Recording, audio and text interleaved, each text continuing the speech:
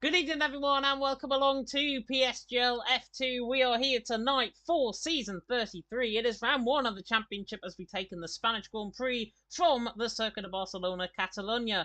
Hola, everyone. My name is James Heard. I'm going to be taking to the stream, of course, as always, my third season as lead commentator. And joining me in the commentary box, I wish I had Evan Dalton alongside me, but he's the second best Irishman in the commentary box. It is Mr. Connell Moore. Connell, how you doing? I'm doing really well and looking forward to a brand new season here in PSGL and in Formula 2, now into the big games. And yeah, it should be an exciting season. And the last season on this F122 game. Let's hope it's an absolute banger to end it off on this game cycle.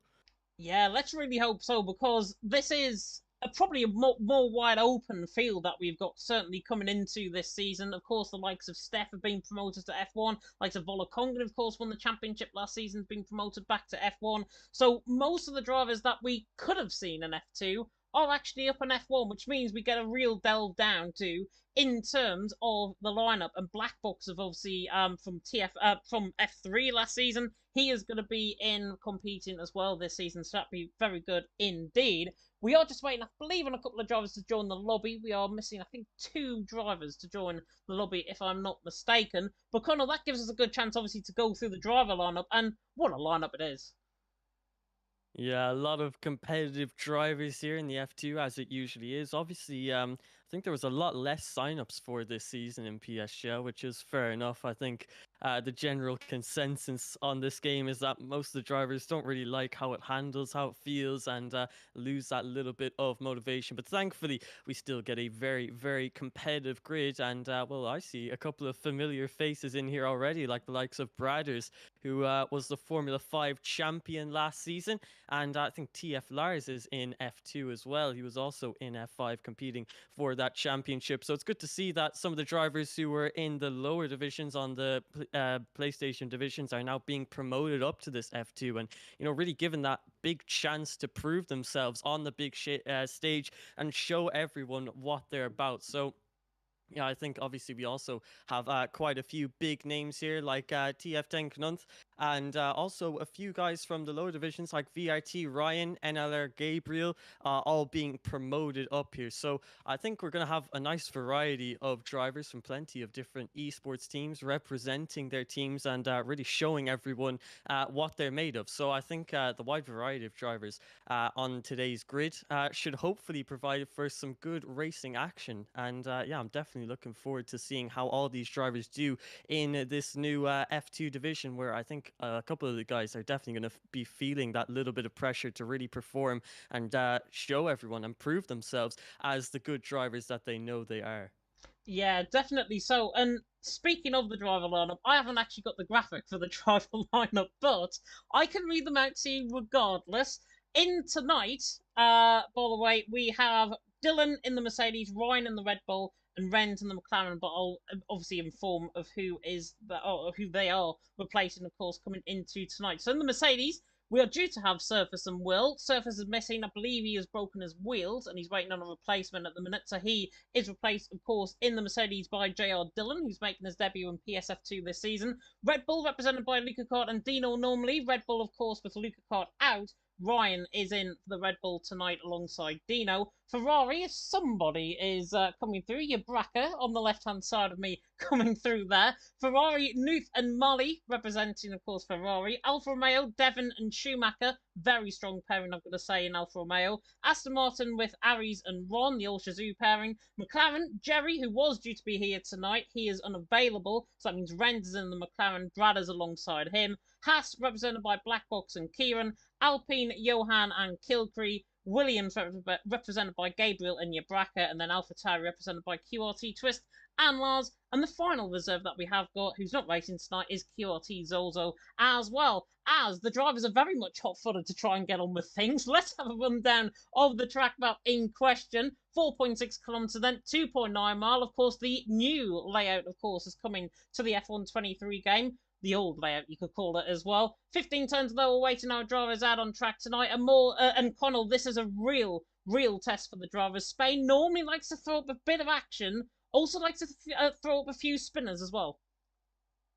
Yeah, definitely. I think this is probably one of the more challenging circuits on the calendar, especially on this new F1 22 game, as the cars really tend to struggle at the low speed sections, at the technical part of the circuit, down at the final sector. But also, you definitely need to keep an eye on your high speed stability into turns like turn number three. It's very, very easy to lose the back end when you're roaring through it at over 180 kilometers an hour. But yeah, I think the most difficult part of this circuit has definitely got to be that last sector. Obviously, we have the brand new turn 10, I think it is, if I'm not mistaken, or Yeah. turn 11. Um, that's been reprofiled to allow you to just carry a lot more speed through there rather than the hairpin that was there before. So definitely works a lot better with these cars, which are more suited to those high speed conditions. But I think, those last few corners with the real low speed and that chicane that they're thankfully getting rid of for the 2023 season in real life. So hopefully we see that on the new F1 game.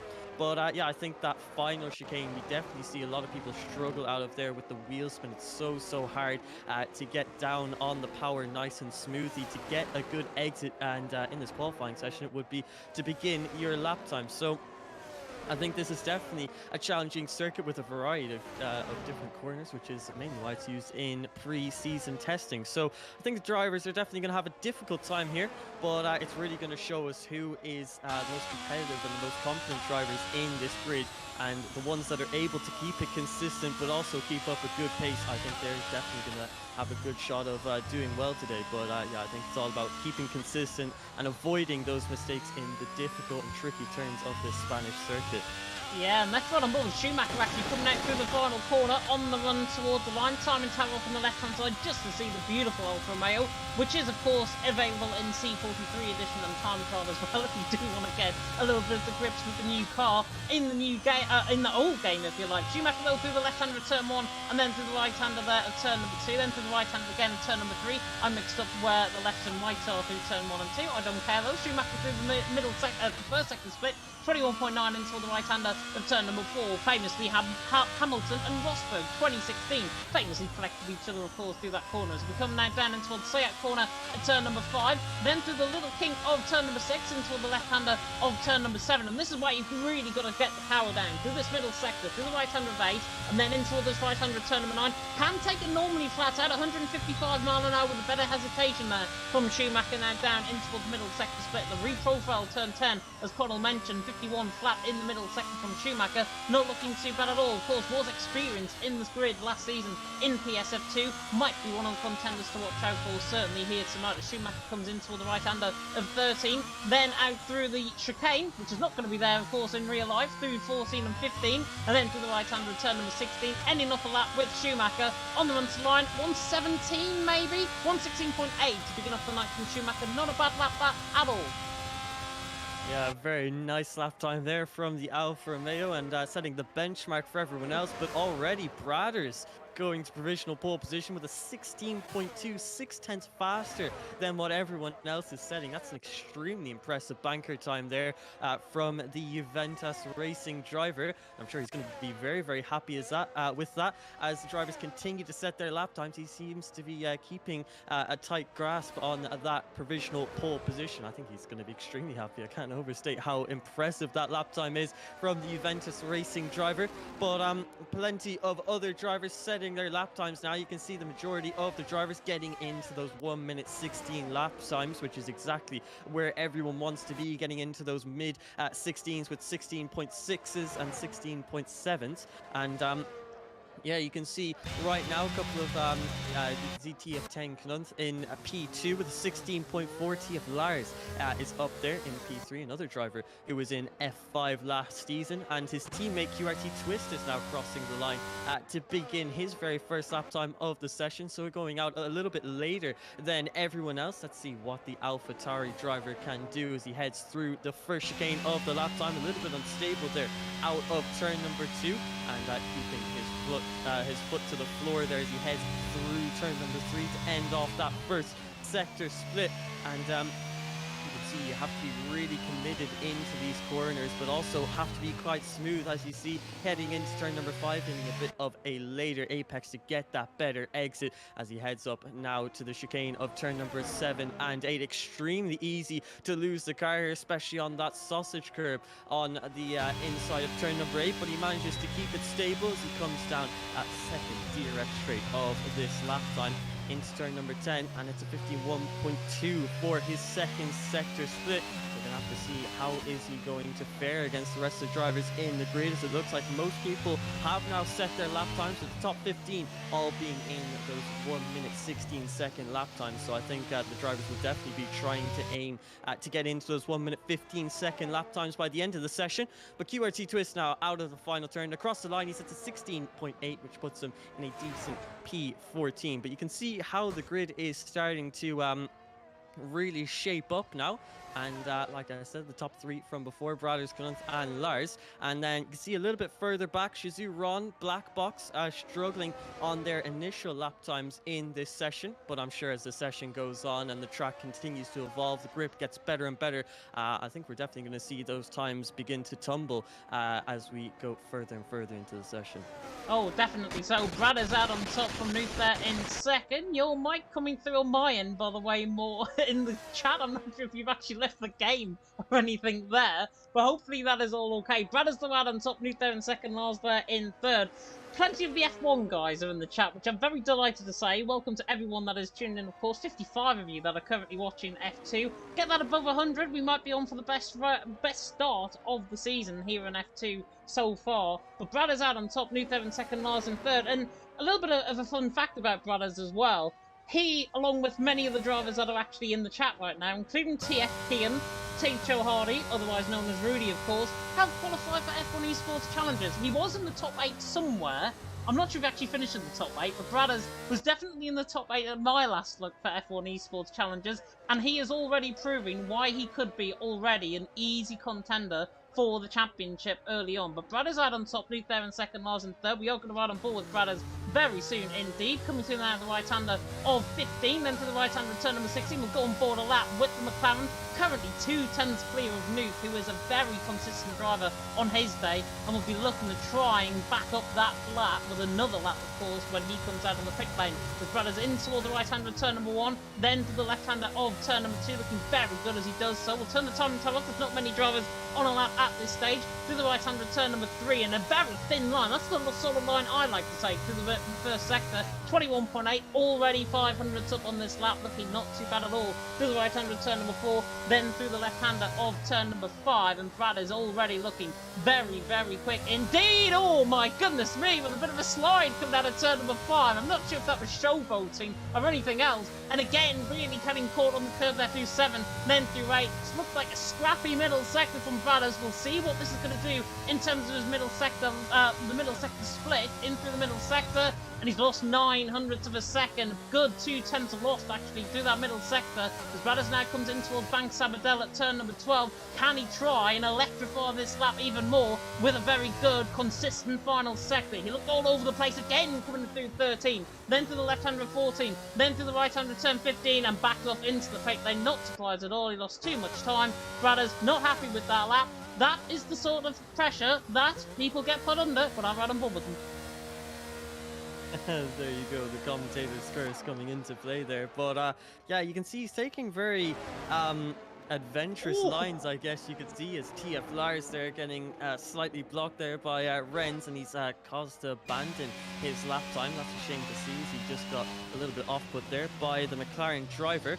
But yeah, Brothers, he's taking those different lines that we're not seeing many other drivers use, and it's very interesting to see. Also, might notice that he took a little bit of grass at turn 4, and yeah, just switching it up. But he's obviously cracked a code that the rest of the drivers haven't, because he's still out in provisional pole position by 2/10 of a second. So I guess he's really showing us the esports lines at this circuit.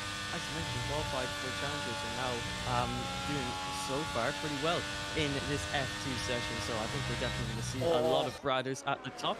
But yeah, as this qualifying session progresses, you can see a couple of drivers, the top 3 drivers, are all not able to improve on their original banker lap times. So struggling to find time on those original bankers, but Brothers is now back out again, and they'll all be hoping to find some more time in this session. But yeah, so far it looks like the difficulties that this circuit is causing, it's affecting a lot of the drivers throughout the grid.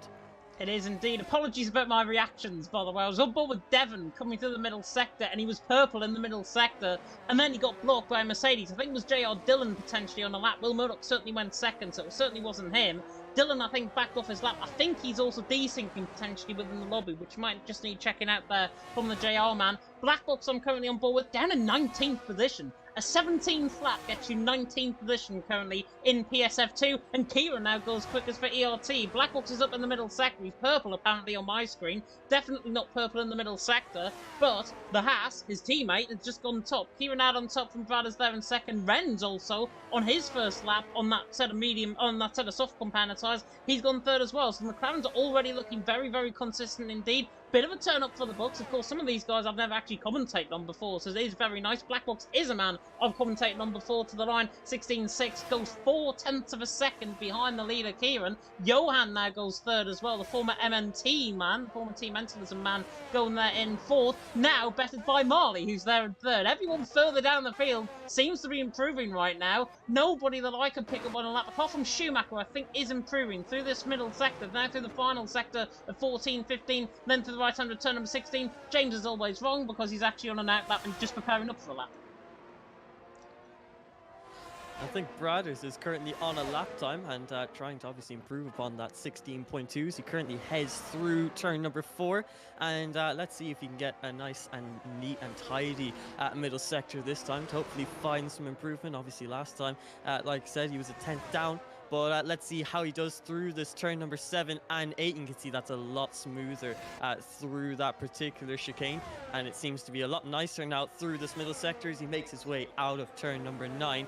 And the middle sector split, he is currently a 10th up on his time. So this would be good enough to get back into provisional pole position. But he has to keep it consistent now for these last couple of turns as he heads up the hill through turn number 12. Very easy to lose the rear end, but keeping his car well planted. And he's got the last chicane to go now. You can see hitting those apexes really nicely to get a nice flowing exit out of the final turn. And across the line, Cam Pradas improve upon his 16.2. It looks like yes is the answer.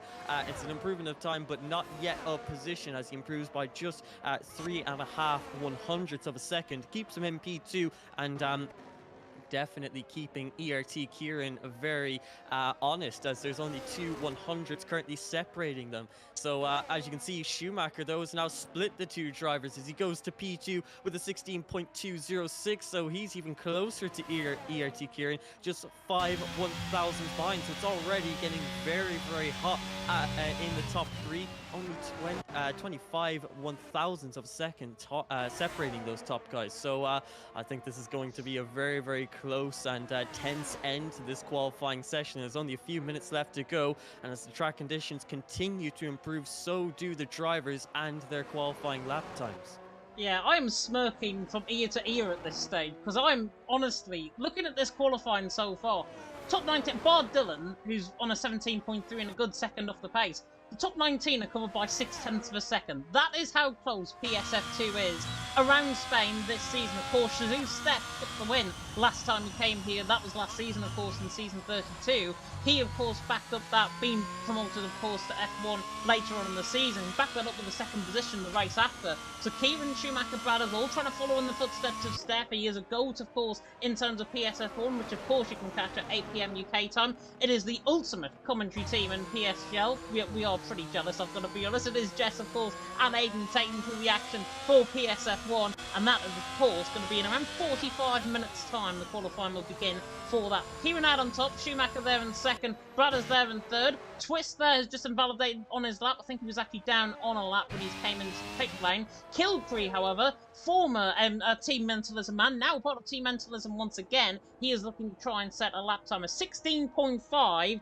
Is going to be very hard to improve on, Connell. And I know in your shoes, you probably wouldn't improve the time around here in Spain. But Kilcree there in 11th, what does he have to find, ideally, to get within the likes of Lars, the likes of Johan, into that top 5?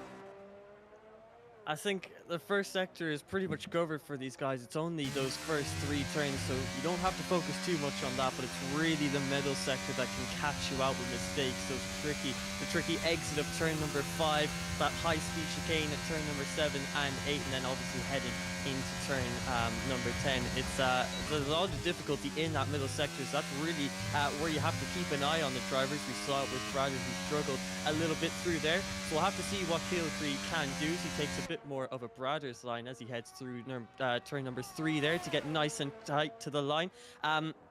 Takes a bit of a later apex here at this turn number 4, trying to improve his exit over entry there and carrying a little bit less speed because of it. But now here is the middle sector as we now head up into the hill and into turn number 7, hitting that apex quite nicely and just about getting up on that yellow curb to maximize the width of the circuit to get the most traction possible through turn number 9. There a little bit of instability, but keeping it nice and calm and tidy now into this final sector of the lap time. He is improving upon his middle sector split. He's only got one more sector to go, and this will probably be his last lap time of the session, so he's got to make it count as he now is preparing for this final chicane. Can he hit his apexes right? You just want to miss these yellow sausage curbs on the inside, which is exactly what he does. This could be a decent lap time from the Alpine driver across the line. It is going to be a 16.3, which pops them into a top 4 position, and that's definitely a very good lap time to end off your session with. But will it remain P4? Because now you can see the 19 other drivers are making their way out of the pit lane as they all gather in the middle sector of the lap and preparing for those final lap times. The track is at its best. The drivers are well rubbered in, and I think we're now going to see the quickest lap times of the session. And really, looking how close it is throughout the field, it's anyone's game in this battle for pole position. It is. It's Kieran out on top with Schumacher in second. It's Bradders there in third. Kilcree with that huge final sector that was purple out of everyone in that final sector. Dino, though, through the lap, 21.8 in the first sector. Very, very consistent first sector from the Red Bull. He's out of sync compared to everyone on the lap. They'll keep the timing tower on the left-hand side, just so you can see if there's any improvements to the left-hand side. It is going to be very tricky for us on the commentary box as well. We'll try and cover everything, though, as Dino comes to the left-hander of 7, and then to the right-hander of turn number 8, and then into the right-hander of turn number 9. 155 mile an hour again from Dino, coming through that part of the lap, and now into the left-hander of turn number 10. It's a 50.8 in the middle sector, so actually there or thereabouts with what Kilcree was setting. This could be a big lap from Dino, currently in 19, did put him in the pool for pole position as well. Dino there down to 19, has to try and get this lap. He has to lick the stamp and send it almost through 13, through the left hander of 14, through the right hander of 15. This has looked perfect from Dino through the final corner on the run to line. Is he going to go ahead of Kieran? Is he going to challenge for the top spot? No, he goes 7. Kilcree's already out the session as well. He retires back into the pit lane. We'll try and pick up on Bob Marley's toward the end of his lap. He's one of the first one to come across the line. 1,000 down in the middle sector. This is what we're talking about in terms of consistency out on track. The 3 minutes of up now.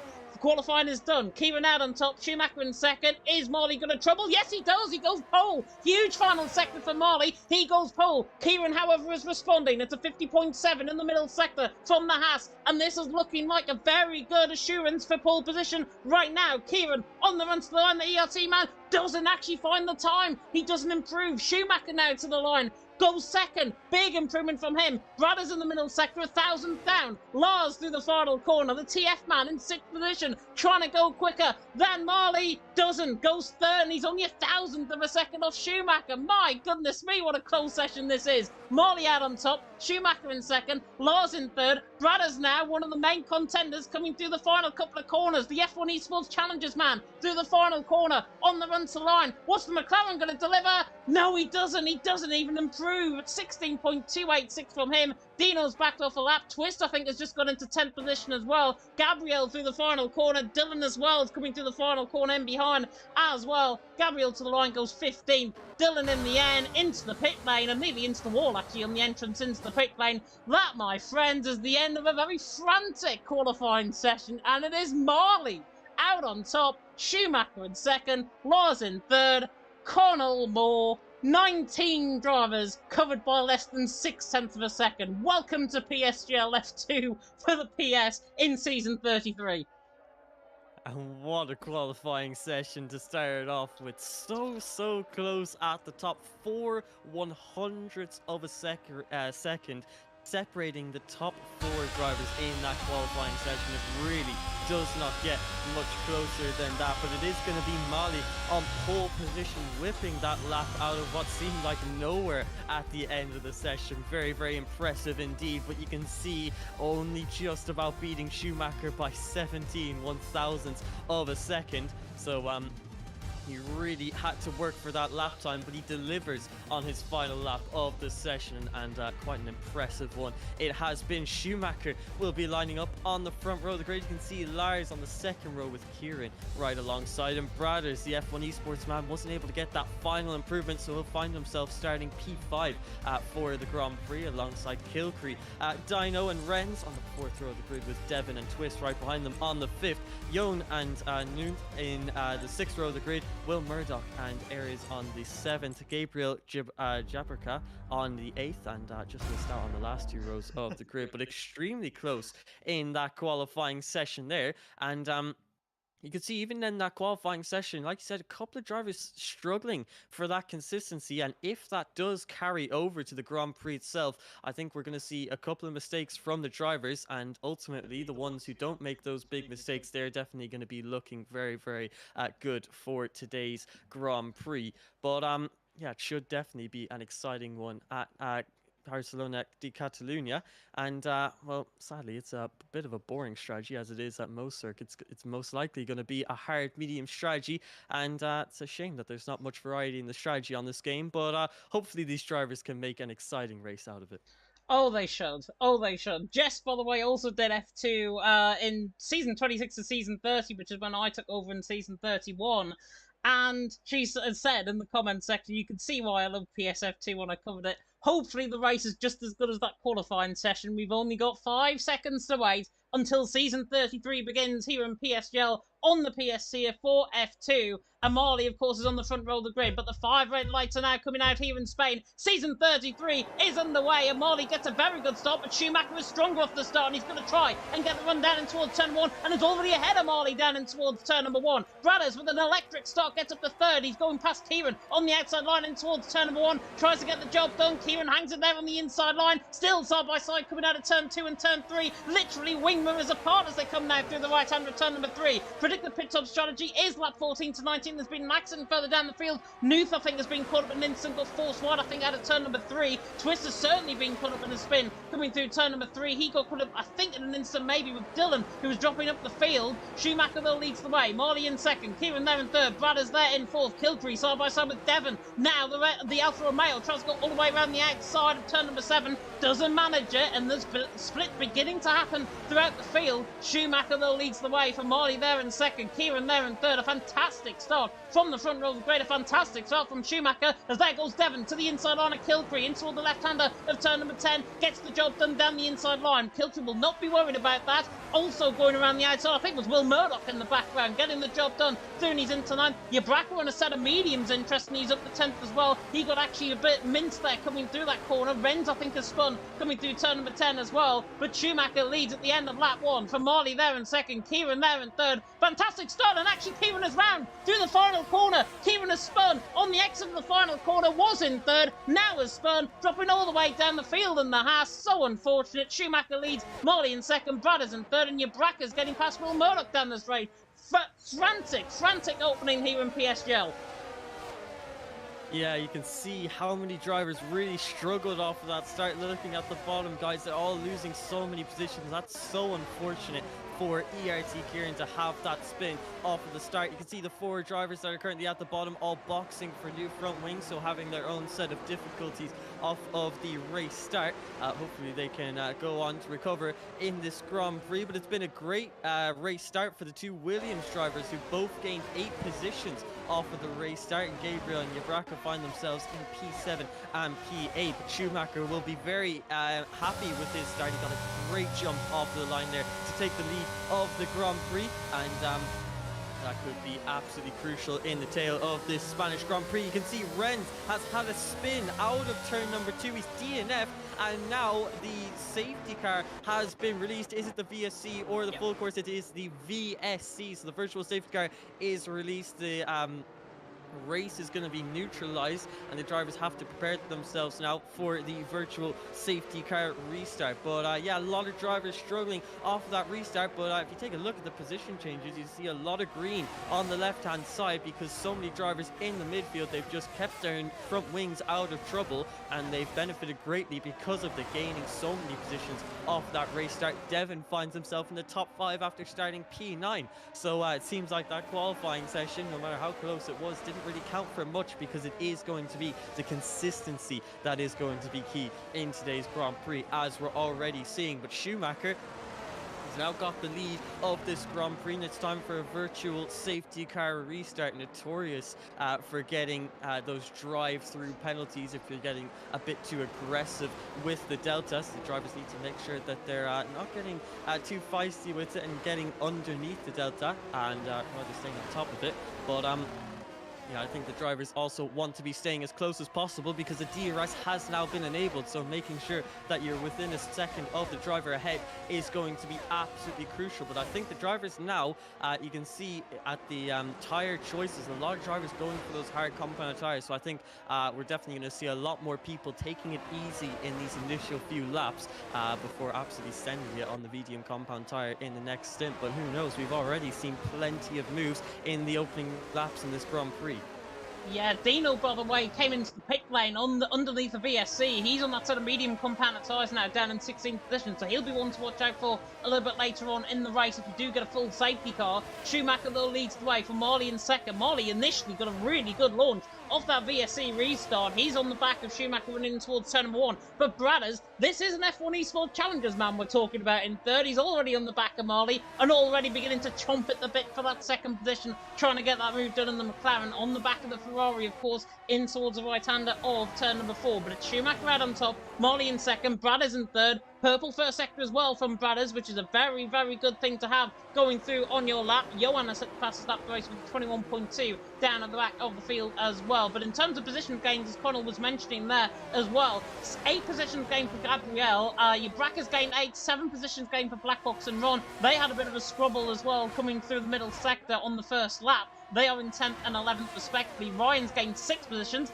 I know the Ryan Flan Club there is in the chat and will be very happy that he's gained 6 positions down at the back of the field in the Red Bull, but he is gaining time as Marley really gains coming out of the right-hander of turn number 12 at Bank Sabadell, now down cascading in towards the right-hander of 13. Schumacher though leads the way. He's got control of the race now in the Alfa Romeo. He can dictate the pace to whatever he likes. Marley, however, 95% of ERS as Dino, I think, has spun coming to the left-hander of turn number 8. I'm not sure if he's actually had a collision on rejoining the track, but he's got away with it regardless. Schumacher leads the way, Marley in second, Bradders there in third, as your Bracker, I think, is about to overtake Gabriel to the inside line. Goes your Bracker to the inside line. VIR against NLR. I know from my own experience, well, I've seen these two race before, and your Bracker through these into 7 gets the job done, and that's now 9 position gains. But Connell, he's on that sort of medium compound tyres, and by this point in the race, they're going to start to wear because they're about 5% a lap, I think.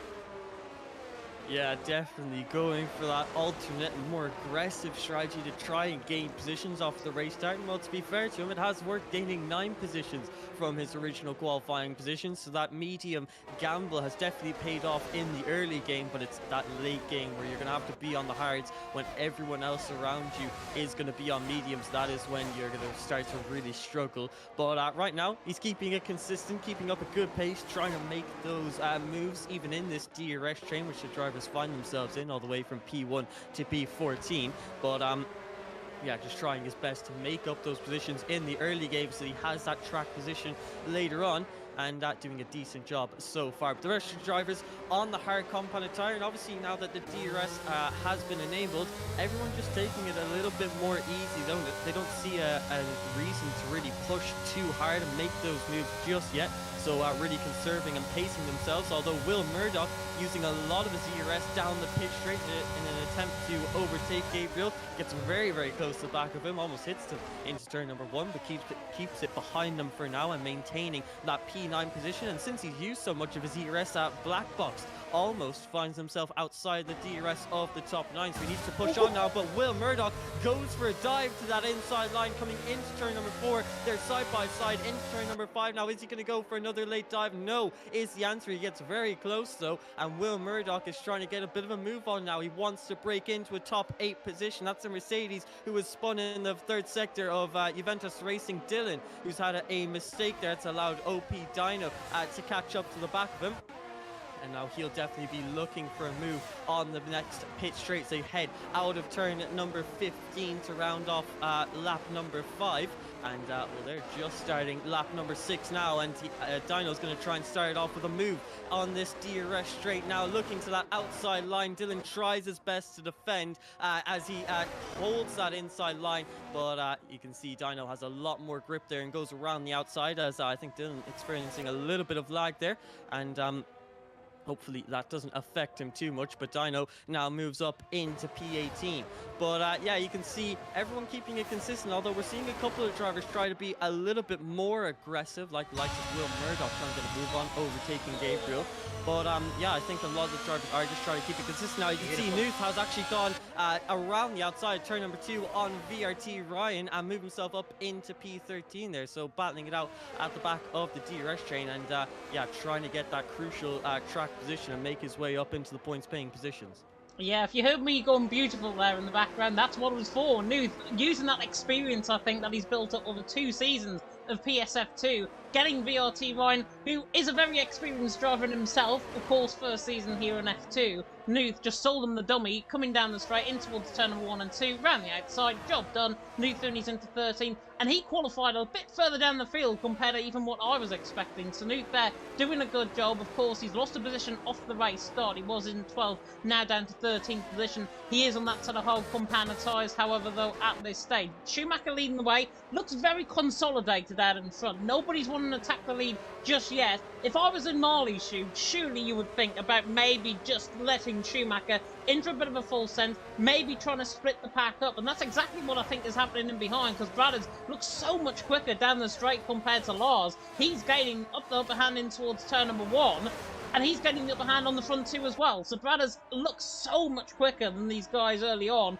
Everyone from the DRS train really consolidates and really just backs up the fact that you can't really overtake around here in Spain. Bradders, however, looking to try and make that a little bit of a fallacy, potentially, as he's there in 3rd, on the back of Marley, looks so much quicker. It's just a matter of if, not when, that Bradders is going to go for the move, I think, on Marley to try and get the job done for that 2nd position. But early on, Schumacher leads, Marley in 2nd, Bradders there in 3rd. Lap 8 out of 33, the hard compound of tyres, of course, will go to around the halfway stage. We might see pit stops happen from around lap 12, lap 13, like Kazizel did, I remember, last season in PSF1. In PSF2, however, Steph, of course, he took, I think, the hards to 17 laps and then transitioned for a set of mediums last season as well. So if that's anything to go by, we will see those tyres get to the middle point of the race. Yabraka certainly will be coming in sooner rather than later. He perhaps is going to be the big split up as long as Gabriel stays outside of the second trim.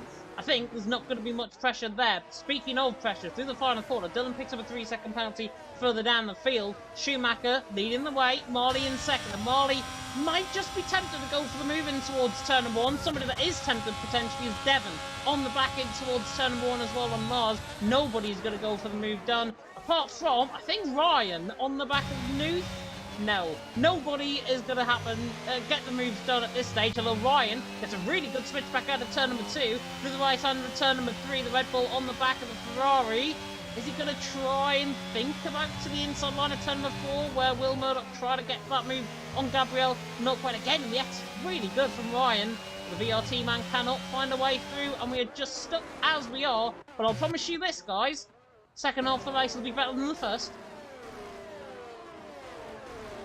Yeah, it definitely will be, and if you take note of the ERS levels of all the top guys, you can see they're really conserving themselves. They don't want to go aggressive at this stage. Most of the drivers in the 80s and the 90% on their ERS levels, so they're all just making sure that they have the energy levels that they need to really start pushing once they get onto the medium compound tire. It could even be a thing of confidence. Obviously, the hard compound tire, they're a very difficult compound of tire to use, and they just don't have the grip and especially out of the corners, it's really hard to get down on the power and get the car to just accept that. So I think they'll be a lot more confident on mediums. But for now, most of the drivers just taking it nice and easy, make sure they keep it consistent. Although Mali, once again, getting very close to the back of Schumacher down the pit straight. He tends to be, obviously, Schumacher is a little bit more open. He doesn't really have full control of this race, even though he's in the lead, because there's that massive long pit straight that you have DRS all the way down, and Schumacher is a bit of a sitting duck. Even with the power of ERS, I don't think he'd be able to defend if Mali wanted to go for a move. But Mali doesn't want to, obviously, wants to use that DRS and make sure that he has nice and high levels of ERS. We're on lap 10 of 33, so almost at the halfway stage in a couple more laps, and I think that is going to be the time when we see a couple of pit stops for the mediums, like you said. But I think the first man who's going to be boxing is definitely going to be Jabraka. He's on 9-lap old mediums now, and I think he's definitely going to start to feel the effects of those old medium compound tires. You can see another spin there for Dylan out of the final turn of turn number 16. But yeah, these mediums are definitely going to start struggling now, and he could see his teammate NLR Gabriel possibly put a lot more pressure under him. And you can see Black Box struggling a little bit there on the staying within a second, but just about keeping that DRS for now. Lord William Murdoch, by the way, has just had a right moment coming out of turn number 15, in behind Gabriel, completely sideways at the final corner. Just about got the job, just about held on to ninth position, but my goodness me, I think there was a bit of a cold brown moment there from our Will Murdoch, the GOAT, the certified GOAT of PSF2, if people have not been tuned in to the last two seasons, of course. Schumacher though leads the way, Marley in second, Bradders there in third. What I was going to say about your Bracken as well, he's there in seventh. He's actually giving Kilcree a bit of a run for his money at this stage. He's got more pace than Kilcree at this stage, at this current stage in the race. And that might be because Kilcree's having to use up a little bit more ERS. Look at the battery, 35% of ERS compared to your Bracken, who's on 75%. So that is almost, well, it is double the amount of ERS that Kilcree has got compared to your Bracken in behind. And Kilcree there will have to try and use that up just to even stay close to Devon, who was looking all over the back of Lars as well. These moves are going to happen sooner rather than later, I do promise you that. Bradders, though, might be the first one to try and break the mould of this. He's there in third, 0.3 of a second away from Marley. Everyone's sitting there in very good amounts of ERS, no more so than Bradders, who's got a full battery to use up through the final corner, on the run now toward the line. He looks close enough. He's got the straight line speed, however, Marley pulling away down the straight. Bradders not using up any ERS. He's going to hold that down in towards turn number 1 and just stay as it is. And we will stay as we are on to lap 12 out of 33. Better the third away through the race here now in PSGL F2. If you do want to catch more action, of course, PSGL F1 and PSGL F3, of course, are live at 8 PM UK time. Jess and Aiden taking us through, of course, F1, and then I believe it is Evan and Brendan for F3, if I'm not mistaken, judging by the commentary sheet that I've got right in front of me. That, of course, is going to be PSF3, and both of them, of course, are live at 8 PM UK time. Of course, if you are enjoying the stream, like, comment, subscribe, tick that notification bell, of course, if you're brand new to the channel as well. Schumacher leading the way for Marley in second, Bradders there in third, with Lars in fourth, trying to pressurise at this stage. But Schumacher has an element of control over this race, and it's going to be time, sooner rather than later, Connell, for pit stops to start to happen, as Dylan is beginning to get caught by the front runners, so that could prove to be a bit of a nuisance as well. Yeah, definitely could be, because I think Dylan might even be struggling with a little bit of desync, so hopefully that doesn't cause too much trouble. But yeah, like you were saying about the pit stops, I think the deeper you get into this hard compound tire stint, you know, when you come into the pit lane, obviously you do a lot of braking to get the car slowed down, and going down the pit lane, you also gain a bit of ERS. So you gain a lot of ERS by boxing, so I think the drivers will want to dump out a little bit of like ERS around 30%. Before they go for their pit stop. You can see that's Dylan there. He's at a spin on the exit of turn number 2 as he goes into the gravel trap. He's now getting lapped by the field, and that's a shame to see. He's definitely not had an ideal day here in Spain, and he gets a 10-second time penalty for actually extending the track limits. I'm not too sure why that is, but yeah, definitely a shame to see. It's not been Dylan's day today. Hopefully he can bounce back next week. But Yeah, I think for the pit stops, the drivers are going to start to dump out a little bit of ERS, try and put people under pressure, play those mind games before really attacking on the medium compound tire, because if they can force the driver ahead of them into a mistake, that could be a position gain. So I think the drivers just have to keep cool headed here and calm and collected before they get onto their medium compound tires. But yeah, all the drivers just trying to conserve any sort of ERS. No one really pushing too hard, although you see the likes of Kilcree down to 24% ERS, so he's going to be at a big disadvantage relative to the drivers around him, because a lot of the guys behind him have at least over 70% ERS. So definitely watch out for Kilcree. He could be a bit vulnerable, but we're now seeing the first pit stop, well, the first scheduled pit stop of the Grand Prix. That is from Jabraka, who comes into the pit lane. That will be for the hard compounded tires. So obviously started on the medium and will be boxing for the hard compound. And he's going to be going for a bit more of an undercut strategy now. He's going to have a lot of clean air. But I do question whether that strategy is actually going to work out as Dylan pulls into the pit lane and retires from the session. It's definitely going to be interesting, because obviously Jabraki, he's got that clean air. He's got plenty of time to push on his hards before everyone else boxes for their mediums. But I think he's actually going to end up losing time, because obviously all these drivers in this train have the power of DRS, as QRT Twist gets the first 3-second time penalty of the session. But yeah, I think everyone with DRS are going to be a lot faster on the straights, and I think Jabraka is going to end up losing a couple of positions because of this aggressive medium-hard strategy. Yeah, it's a very aggressive strategy, and Yabraka has got to think that the undercut is that yellow flags, by the way, as Dylan's AI coming out the pit lane, which is just predictable, I think, from a Codemasters game to send an AI out coming out. Luckily, the leaders are nowhere near, but it would have been a bit of a nuisance if it was. Back on board with Yabraka, though. He's there in 15th position. He did have a mistake coming out the pit lane as well. He actually went deep in towards turn number 1, and that's just purely because of the cold compound of tyres that he has got underneath him. Once, of course, they get up to temperature, he could be really quick. But the big thing is, and you were leaning onto it there, is that overcut strategy and the overcuts that are happening, because everyone is stuck in a big old DRS train.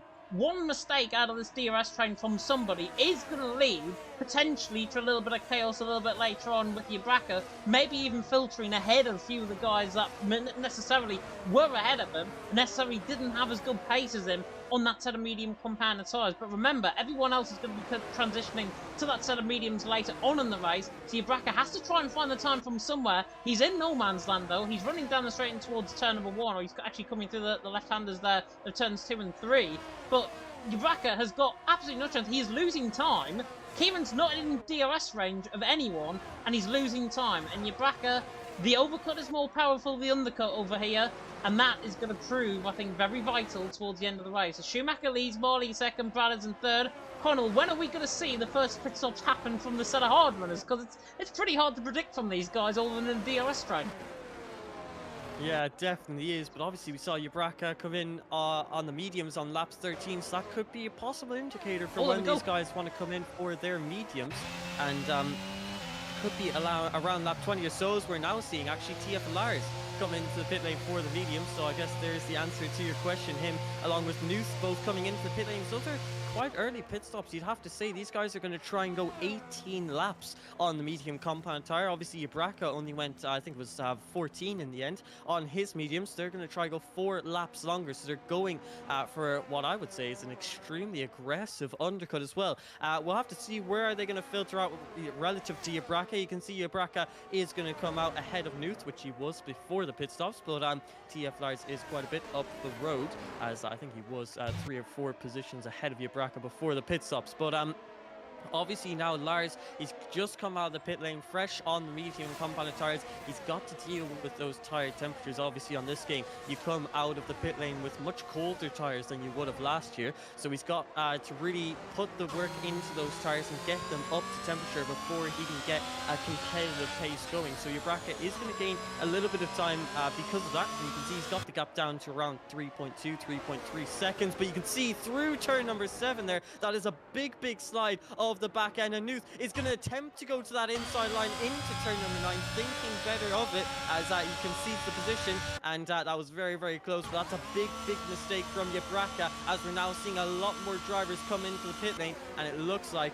we are really going to start to see who is going to come out on top of this. Is the undercut going to work? Is the overcut from Schumacher, Brothers and Devin going to work, it's going to be a very big question mark for the next few laps. Yeah, and the big one that came into the pit lane that time around was Marley. Marley into the pit lane. He's going to be side by side with Lars potentially coming out the pit lane. He's going to be ahead of him, but later on in the lap, Lars is going to be quicker than him. He's going to be within a second, and that is going to put Marley under pressure. And Marley's actually off through turn number 1 and 2, and Lars is through. Lars is through, and he's into P9. The cold medium compound tires by Marley right on the backside, and Gabrielle all of a sudden is now involved in this battle in towards turn number 4. Looks to the inside line, trying to force them move up the inside line. It's just a bit forceful, a little bit too forceful for my liking, as Will Murdoch is going to have a box eye seat down in towards turn number 5 with this battle as well. Marley up the inside line, tries to hang it. Oh my goodness me, close to contact. Think that Williams is just going to have enough, and yes he does. Gabriel through, and he's into 10, even though Marley is still fighting back. And Will Murdoch, they're in the wall, both of them in the wall. That was never going to happen, that was never going to work. Will Murdoch gets 2 positions, and the first safety car of the night is deployed.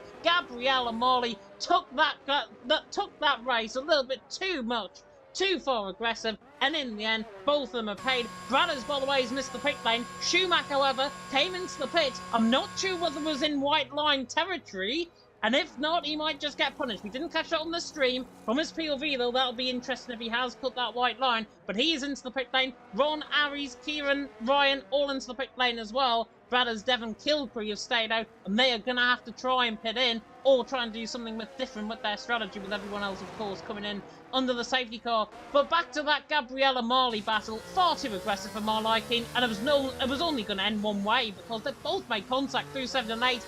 Trying to stick around the outside is difficult. They lent on each other, and in the end, Gabriel retires from the session. He must have a little bit of damage as well, potentially on that car. But Gabriel into the pit lane. Marley absolutely fuming. Both of them could have avoided that contact. They didn't.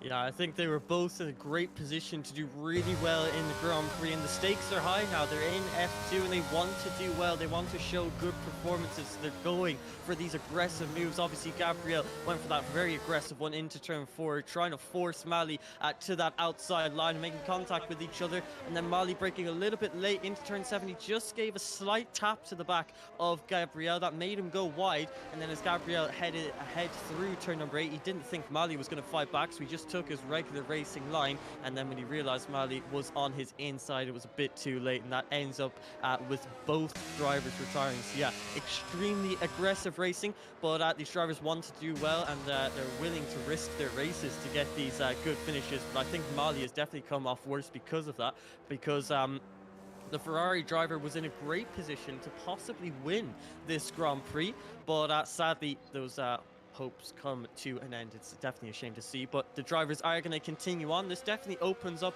the battle for the race lead. In the top 5 is Bradders, finds his way out of the pit lane. Schumacher, is he going to overtake him into turn 1? It's going to be quite close between the two drivers, but it looks like Bradders has just about gotten ahead. So Bradders, who was P3 before the pit stops, finds himself in the lead of the Grand Prix for this safety car now.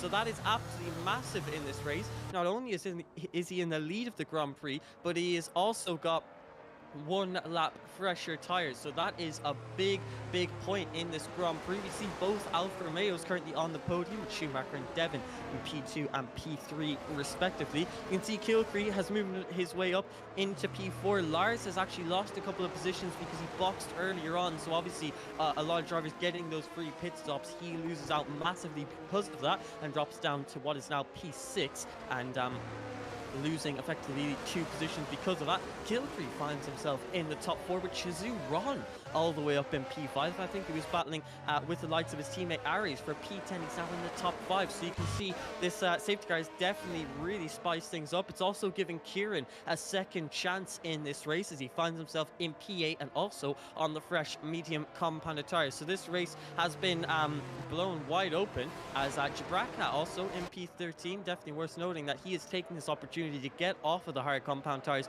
and back onto the mediums, but at the end of the day it looks like his strategy has not worked out, because he's down to P13 and outside of the points paying positions. But yeah, I think it's definitely going to be very close for the race win. But Bradders, I mean, that is absolutely huge for him. He's gotten very lucky with that, and he's now in the lead of the Grand Prix on fresher medium tires.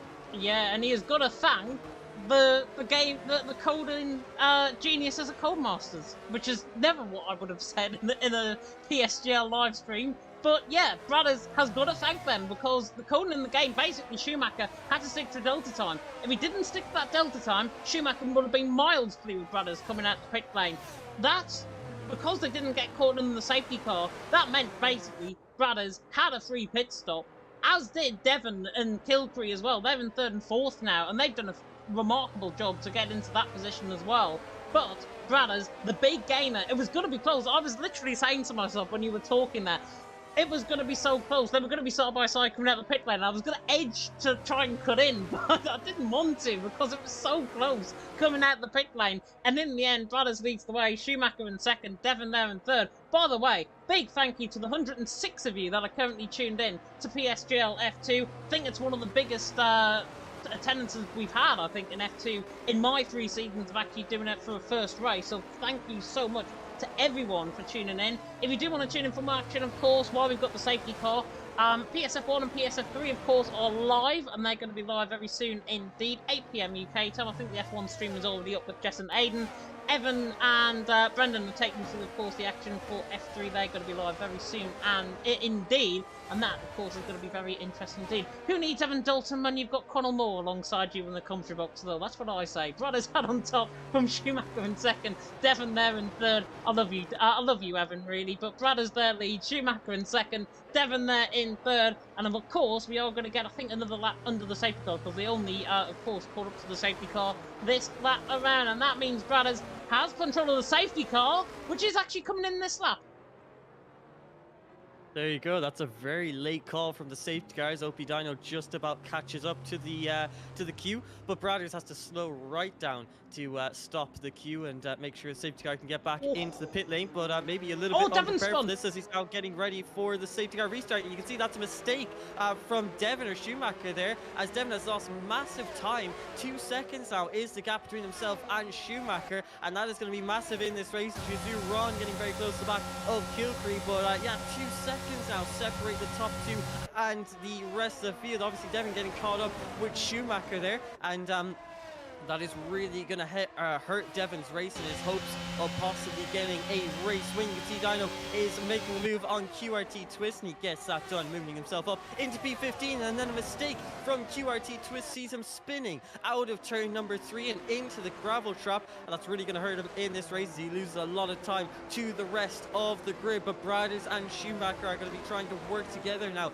to pull away from the rest of the field before the DRS is enabled. Kilcree currently 1.2 seconds off of those podium positions, and he's got to start to push now. He's really got to use that ERS, and we're on lap 21 of 33, and that means that the drivers are going to be pushing extremely hard now to try and gain the time and gain the positions that they need to get as many points as possible in this race. But it's been a very good restart for Brothers. Finds himself in the lead by 0.6 of a second, and he definitely won't be feeling pressure now from the rest of the grid, as obviously Devon and all of the other drivers are quite a while off. But I definitely think Devon in the Alfa Romeo is going to be pushing extremely hard to try and catch back up, as Brothers sets the fastest lap of the Grand Prix, which is then stolen by Devon, who, as you can see, as a result of him pushing, sets an 18.8, goes 1/10 faster than Brothers. He does indeed, and he got caught on the curb coming out of turn 14, the left-hander of the chicane. He got caught on the curb. I think he's basically trying to put the throttle down on the curb, and you know where that's going to go. It's going to send you spinning up to the left-hand side, and Devon, unfortunately, had to cause basically everyone to stop him behind. We had 5-second penalties as well because of that black box Nuth, and I think Twist as well picked up a penalty a little bit early on in the race. But black box and Nuth had a collision because basically Devon stopped everyone in behind, literally like a rolling roadblock coming through the chicane. He enacted that roadblock, and black box and Nuth picked up those 5-second penalties. Of course, those 5-second penalties probably not their fault, rather than Devon spinning up ahead, and therefore they will probably get removed by the stewards if they are, of course, facing, as would have, Dylan's 10-second penalty a little bit early on as well. And speaking of Nuth and Black Box, they're trying to go around the outside of turn number 10, and Nuth actually might try and get the move done to the inside of turn 11, doesn't in the end get the job done. Black Box there at 11, fresh from his exam period as well, so he is looking to try and bounce back to really good form in F2. I think it's his first time in F2 in season 31, if I'm not mistaken, as the TF man looks to try and build on his racing. And speaking of racing. Kilcree and Ron side by side out the final corner. The Aston Martin will try and pull to the inside line. That's a warning shot potentially from the Estonian. Kilcree there in fourth, doing a good job, hanging on from Ron, but that was the warning shot from Ron, fired at Kilcree and said, you know what, next lap around, if I'm close enough, I'll get the job done.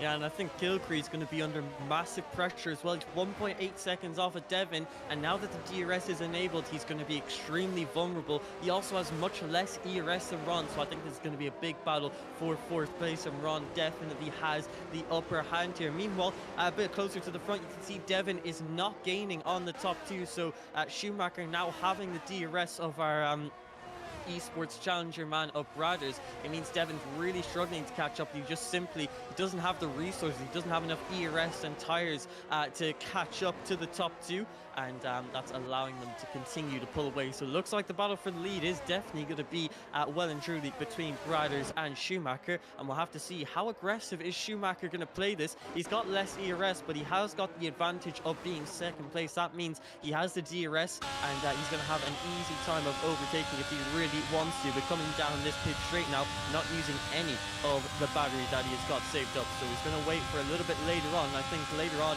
in this Grand Prix, towards the final few laps, he'll definitely be going for a bit more of an attack.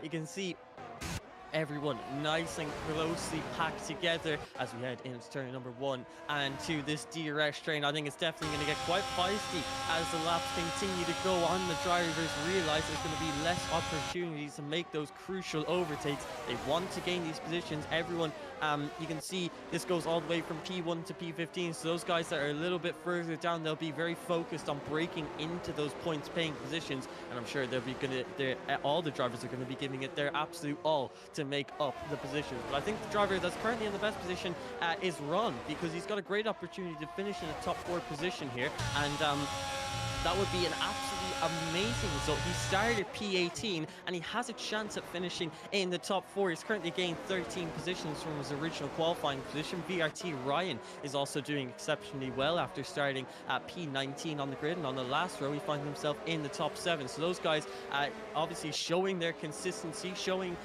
that as long as you keep it clean and keep it on track, you've got a great chance at scoring some more points. So I think definitely keep an eye on the likes of those two for the rest of this race. It definitely is, and I'll tell you something else. Kieran is looking very quick as well. In 8th position, he's embarking on the back of Ryan. They're all running a bit of a snake train down towards turn number 1. Hop on board the crazy train if you're an Ozzy Osbourne fan, but Johan to the outside line of turn number 1 is going to try and get your bracket all the way around the outside. Goes the one esports man, doesn't get the job done, and your bracket just shuts the door on him. The VAR man currently holds 13th, there in 14th. Johan trying to look for the move, didn't get the job done, and now Dino in fact is trying to get to that, but Kieran all over the back of Ryan. He has literally wanted to try and push the Red Bull out of the way at this stage. He looks so much quicker compared to Devon, compared to Kilcree. This battle for P4 is going to be really on, and Kieran all of a sudden is coming into this race literally like he's been shot out of a cannon, and he's just entered the race at 25 laps in with 8 lap fresher tyres than everyone else in the field. But Brothers leads the way. Schumacher there in second. Schumacher trying to hunt down Brothers in the foreground. A shot there coming to the left-hand at turn 11, and then in toward Bank Sabadell, of course, at turn number 12. Brothers leading the way, currently holding Schumacher up at bay. But the one thing with Schumacher, and I know people in the comment section will probably be agreeing with me on this, Schumacher can and will get aggressive with people who are ahead of him. And Schumacher might just do that on the back of Brothers. Obviously, within reason. Devon there in third looks pretty much a shoo-in for third as well, with Kilcree under pressure from Ron, having to defend to the inside line. I mean, talk about defending to the inside line. He's literally defending thin air down the straight. It's Kilcree in fourth, Ron there in fifth stays as it is, and Lars is trying to keep up on those 10-lap medium compounder tyres. They could struggle towards the end of the race. Again, Kieran though on the back of Ryan, looking very quick indeed, and has a huge moment coming out of turn number 3. Well kept there, my friend. The ERT man, Code Brown, coming through turn number 3, had a half moment, but goodness me, what a recovery. just about keeping it on track there. And as you see, the drivers continue to push harder. Those mistakes are going to begin to creep in now, but it's just about keeping that cool head. ERT Kieran, he knows he's faster than VRT Ryan, but if he keeps making mistakes like this, he might not be able to make the move, as Will Murdoch now is trying to take advantage of the situation through turn number 9, but not able to overtake him just yet. But ERT Kieran now, he needs to cut down on these mistakes, because that was a big moment through turn number 7, and getting very aggressive now. He needs to calm it down, he needs to slow it down, save himself up for the final few laps, and then launch a big attack. But Schumacher is also getting very close to the back of Brothers, and he's using a good bit of his DRS now down this pit straight. Wants to get slowly closer and closer to the back of Brothers. He knows he needs to set up the move within the next few laps. Not doing it just yet. Meanwhile, Shazoo Ron is getting very close to the back of Kilcree. Is he going to send it to the inside? No. Braking a little bit earlier because he doesn't want to go for the move just yet. But you can see that's Jabraka and Johan going side by side through turn number 1 and 2. A little bit of wheel banging between the two drivers, but once again Jabraka just about holding on to that P13 position. But with these two continuing to battle, they have now lost the DRS to the top 12, so I think they might need to put their differences aside and continue to focus on getting back into that DRS so they can continue to compete with the top 12. But you can see the frustration for the likes of ERT Kieran and Johan is starting to creep in, because they're going for these aggressive moves and making these small mistakes, as Jabraka also makes one through turn number 7 and 8. Johan not able to profit off of it just yet, but yeah, you can see, you can definitely tell that we're getting into these stages. And indeed, Dino goes to the outside line into turn number 11 there, as Johan is just about able to hold on to that position, but the battle is getting quite intense now throughout the field.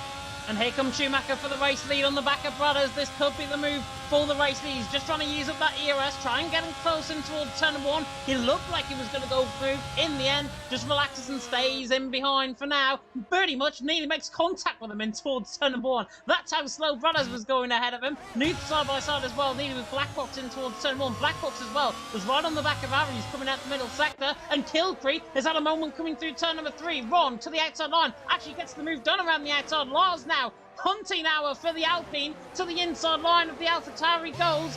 Tries to get the job done through turn number 4, and he nearly forced him on the grass with a bit of a moment there. Kilcree to the inside line, says no thank you, I'm taking this position, and I'm taking this position back with force. Brilliant stuff from Kilcree, gets the job done, through back into 5th, much fresher tyres, makes him defend that position. Lars, Ryan, Kieran, Will Murdoch all over the back of him. Hunting hour for the Alpine there in 5th. Lars now next up on that hit list, but Ron now crucially ahead of Kilcree. He could perhaps close in on Devon. 2.9 seconds, that was going to be very tough indeed later on in the race, as Brothers still leads the way. Schumacher in 2nd, Devon in 3rd. These front two are putting on a show. We want to see battling, we want to see overtakes, we want to see war out on track between Schumacher and Brothers. 0.5 of a second. Surely the time is now for Schumacher to even think about going for the move, as Kilcree is spun coming through the final corner. I think he's got caught in the curb out of the final corner. Schumacher on the back of Brothers, not close enough in towards turn 1. It's going to a crescendo on PSF2 as Kilcree retires in the pits.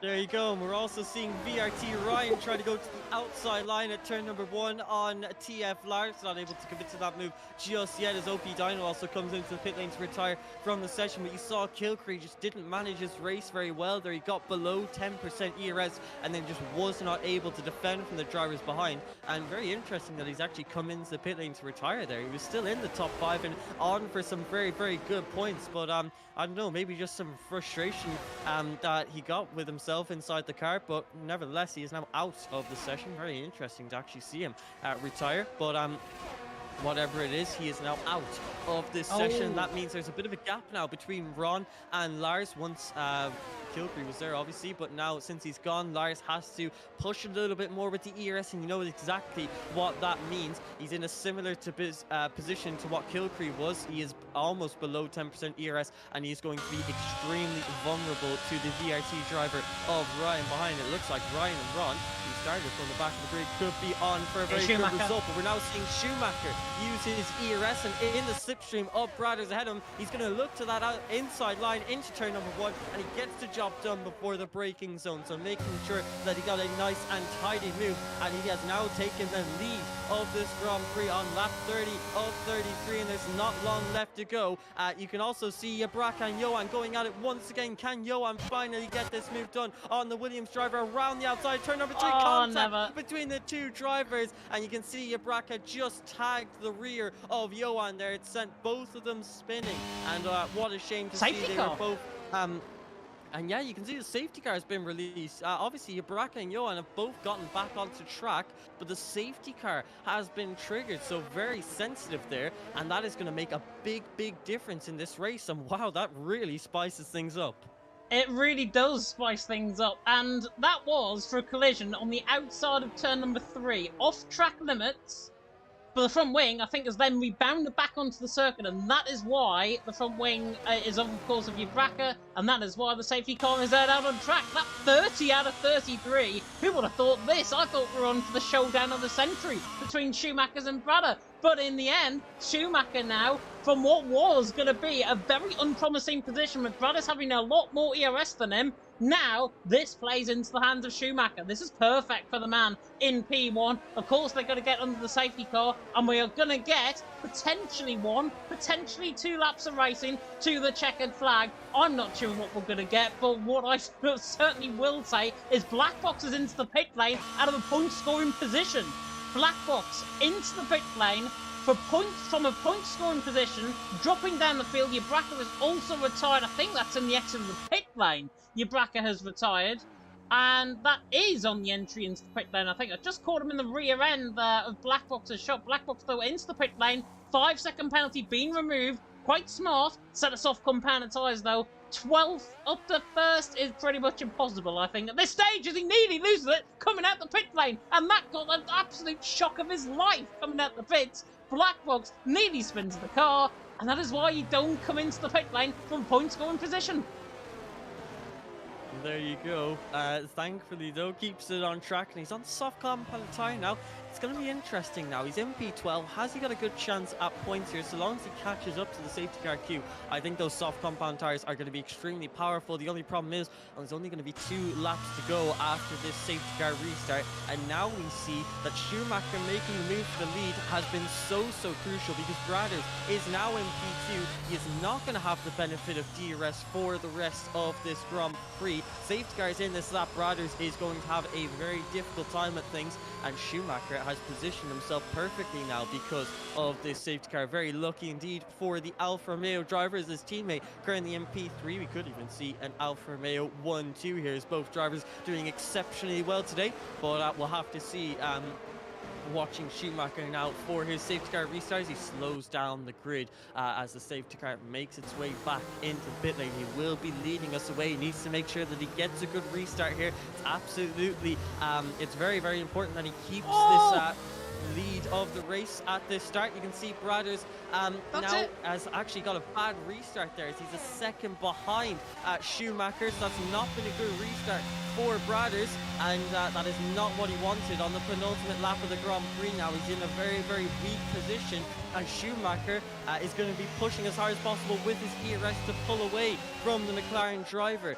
You can see no moves made into turn 1. No one able to, everyone obviously using all of their ERS, so no one able to get that extra bit of straight line speed, although we're seeing VRT Ryan very close to the back of TS Valaris, who's on 2-lap older medium compound tyres, who might start to struggle now a little bit compared to the Red Bull driver. You can see Black Box on the soft compound tyre looks the outside line at turn number 5. That's a very good move, showing and displaying the grip of these soft compound tyres, and it's quite superior to the mediums. And Black Box now moves up to P11. He's got to overtake Muth to get back to where he was, and hopefully he can gain a few more positions to really reap the benefits of these soft compound tyres. But Brothers is 6 tenths off the lead of Schumacher, and it's not looking likely that he's going to be able to make the move for the lead of this Grand Prix. He's a man on a mission, though, because he's had a purple middle sector, and Brothers now all over the back of Schumacher. 8 tenths of a second. He had a half spin coming out the final 2 corners through 15. That's where he lost the second, and that was nearly him outside of ERS range. But Bradders, fastest lap of the race, he's not close enough. The writing was on the wall out of the final corner last lap around. Schumacher looks to me as if he's going to win the race. Bradders there in second, Devon there in third, as Black Box is going to try and get the job done underneath in towards turn number 1. Not quite close enough. The Ferrari and the Haas now going to go to war, it seems, around the outside of turn number 3. Might go Black Box to the inside of turn number 3. Gets to the up and under. Might think about the move for turn number 4. The German will defend to the inside line. The Brit tries to now hook it to the inside line of turn number 4. This will be brilliant move. We can pull this up. Oh, well, class from Black Box. Brilliant stuff on that set of soft compounder tyres. Getting very aggressive in the back row in the short. That's Twist and Johan fighting. Kieran and Ryan are also fighting aggressively in toward the middle sector split. The Haas and the Red Bull side by side. And Ryan just to make that move done. Will Murdoch sitting in behind these thinking, go on guys, make better contact. And this is 2 free moves to the outside line now. To the inside, maybe of turn number 10. 3 wide in towards turn number 10. One makes Will Murdoch to the inside line. In the end collected. All carnage through the middle sector. Nuth all of a sudden is rising through that. And Black Box is rising like a phoenix through the right hand of turn number 12. Gets the job done on Aries. Unbelievable. Back to the leaders though. Schumacher round the final corner. The writing was on the wall for Bradders. And Schumacher takes the race win in Spain. Bradders there in second. Devon hangs on to third. Drag race to the line between Will Murdoch and Black Box. That 5-second penalty in the end. A real good war cry there from Black Box. He nearly got Will Murdoch a little bit closer. He would have got him for 6th position. My oh my, that middle sector was absolute carnage. Ron picks up Driver of the Day awarded by the in-game fans. Schumacher, though, takes the race win here in Spain. And my, oh my, goodness me, what a race to start off season 33 of F2 in Spain. Schumacher takes the race win. On his day, he is absolutely brilliant. Didn't get involved in any instance that race. Absolute perfection. Bradders, one mistake cost him. There in second. He's the rising star of F2. I can guarantee you that after that race. Brilliant stuff in Spain. And in the end, Schumacher takes the win. Bradders in second, Devon in third, and the front 3 remain as they are after that safety car restart. What a race. An absolutely brilliant way to open up this season 33 here in PSGL's Formula 2. And Schumacher gets that victory here in Spain in a great way to launch his championship campaign. Bradders, though, it's a great performance from him to be moved from PSGL's F5 qualifying for Esports Challengers and now getting P2 with the fastest lap of the Grand Prix. He put up a great battle, but the odds were against him in those final few laps. But still, nevertheless, a great result for the McLaren drivers. Alfa Romeo get themselves a double at podium with Schumacher and Devon finishing in P3. You saw there the battle between, I think it was Will Murdoch, ERT Kieran and VRT Ryan. I think both Kieran and Ryan are going to be very angry, and I think they might report that after the race. Will Murdoch going for a very ambitious dive into turn number 10 saw both Ryan and Kieran losing a lot of positions because of that. But a great race from a lot of drivers. You can see Ron, who started at P18, getting all the way up to P4. Ryan started at P19, moving up to P9, and Black Box, who started P17, moving all the way up to P7. So it ended up being a lot of the drivers who actually started from the back of the grid see themselves moving all the way to the front. So definitely shows this is a tricky circuit, and only the best of the drivers did well here today, and that's why we see the likes of Schumacher, Bradders and Devon on the podium. But after such an exciting Grand Prix like that, I would actually be quite interested to actually ask you, who do you think would be driver of the day after such an eventful Grand Prix like that? Driver of the day for me, I don't know. I really do not know. I'm torn between the top 3, if I'm going to be honest. Devon drove well. He made that mistake coming through turn 14 at the chicane. He would have been a lot closer compared to the front 2. In the end, I might have to give it to Schumacher. I think Schumacher drove a phenomenal race out in front. Phenomenal pace. Bradders kept him really honest indeed. As I said, he's going to be the rising star of F2 certainly this season. But it was fantastic to watch. It was absolutely great to watch. It was thrilling. And it's a race that F2, I think, certainly lives up to. And a big thank you to everyone that tuned in that race. But yeah, for me, Schumacher, driver of the day, he just controlled the race that little bit better than Bradders. And I think that's what gets my vote at the end of the day. Yeah, he drove an absolutely brilliant race and getting that victory at the end, I think he definitely gets rewarded for all of his efforts. But yeah, like you said, there were so many good performances throughout the day. It's very hard to pick one. But if I had to go for one drive of the day, I think I'd have to go for someone who's actually outside the top three, and I think I'd have to go for Shizu Ron. You know, starting from P18 on the grid, it can be very hard to bounce back from that because obviously you've had a bad qualifying session, you're not confident coming into the Grand Prix itself, but then to make that many moves, keep it consistent and calm throughout the entirety of the Grand Prix, taking advantage of the mistakes of others and making crucial moves, moving all the way up to P4. I mean, that is an inspiring um, performance there from Shizu Ron, so I definitely think he deserves a round of applause for his performance here in Spain. But overall, I think that was a great way to open up the season, and hopefully we see more action like that in the coming weeks. I really hope so. I really hope so. And speaking of action that has to come in recent weeks as well, round two of the championship is going to be very interesting indeed because it is the track I hate the most on this game, and that is Singapore. So thank you to the guys, the admins, who put Singapore so early for me to commentate on round two of the championship. But it is a completely different track to Spain, obviously the walls come right at you there in Singapore. It is a very, very difficult track to get a grips of. And it's going to really test the drivers to the absolute limit. There's that threat of rain. Of course, it's going to be a night race as well. So, all of that being said, Connell, it's going to be perhaps even better than Spain, I guess.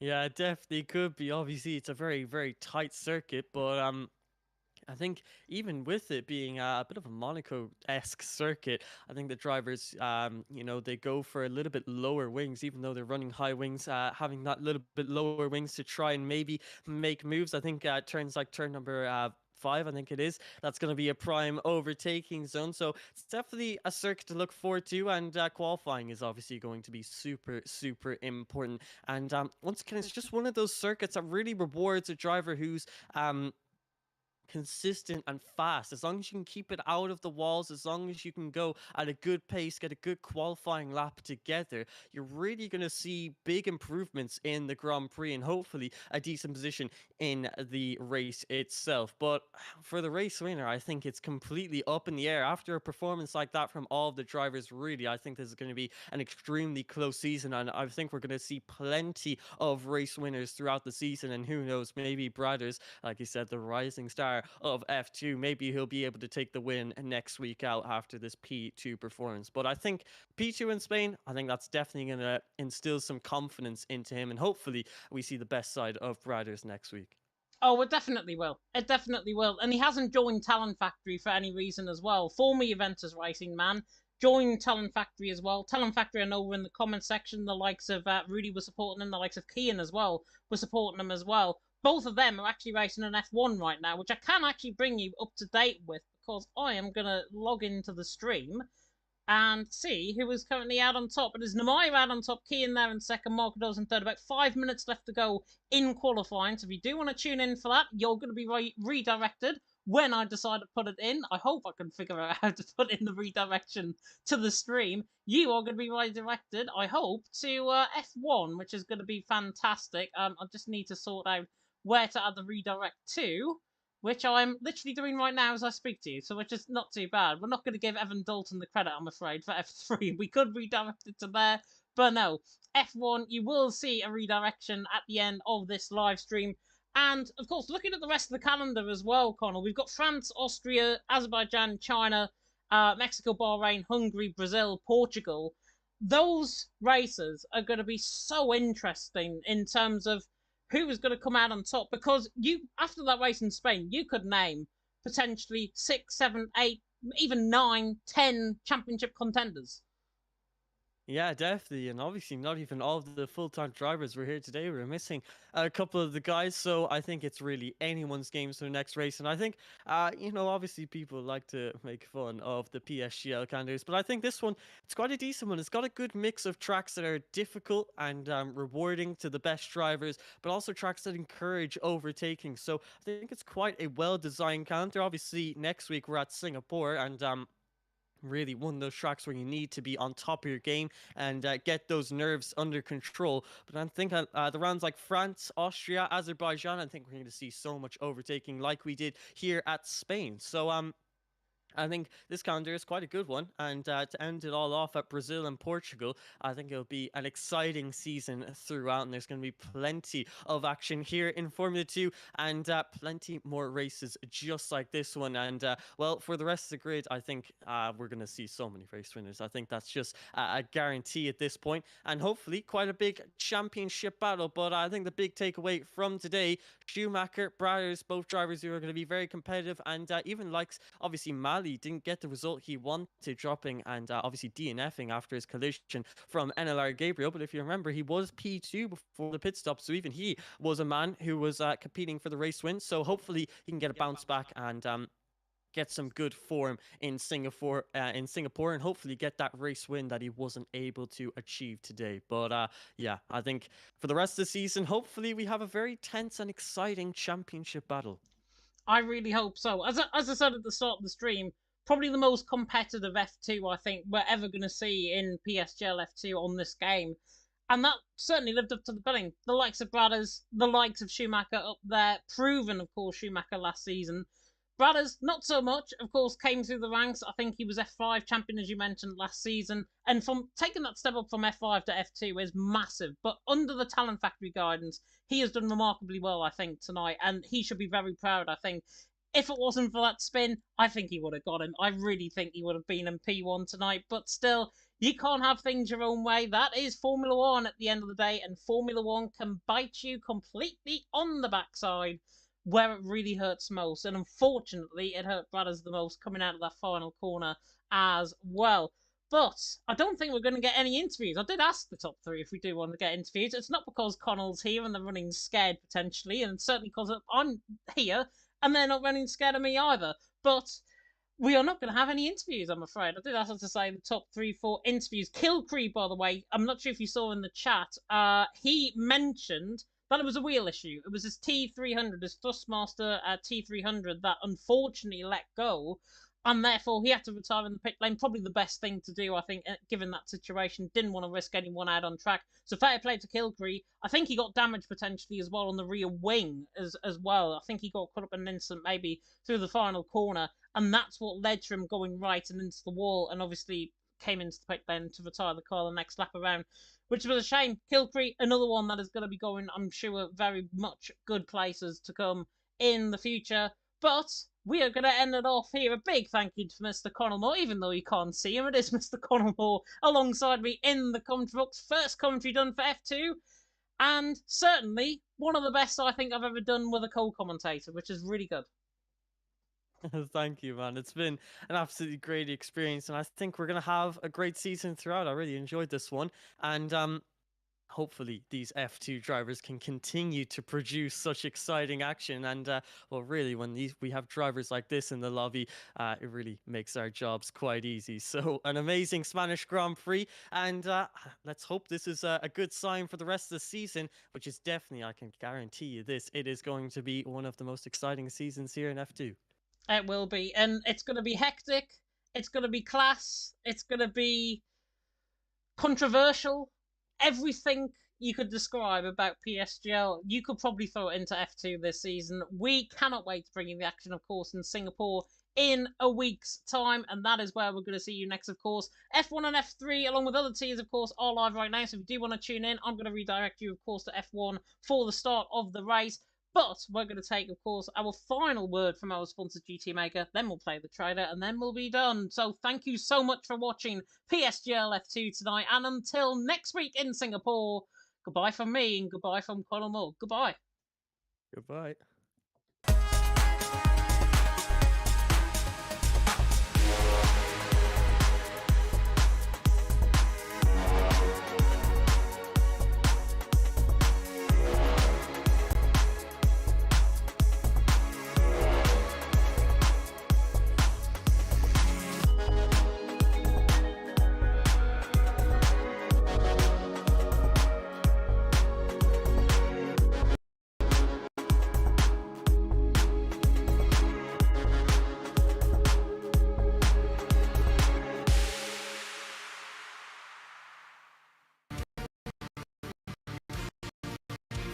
This broadcast was brought to you by GT Omega, proudly supporting PSGL.